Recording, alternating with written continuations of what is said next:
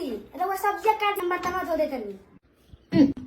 जिंदगी भर बना के खियानी तो केहू के दर्जे हिस्से ना कोई नहीं आई आ गई 4 दिन से दे दी तन चल बर्तन में धो दे तब सब्जियां काट दे अकेले ना कर सकेली क्या हाँ हम जाना तनी काहे इतना उतराइल बाड़ू और की के मरद गइल बा विदेश तो ये सिंकर बदल गेल बा भेस। अरे बाप रे बाप गुल छर्रा उड़ल रोज मीट मछली खा के और रख देले मरद की मेहर मौका बना के काहे ना भेज लेते रे विदेश भेज लेते हूं।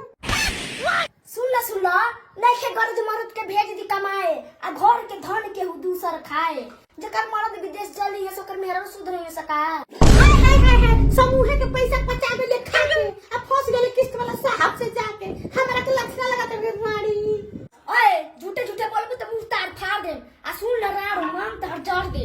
अरे जो मुंह फरवा ले मांग जरवा ले किस्त वाला साहब से शादी रचा ले वैसे तो मरद खाली नाम के नखे कोनो काम के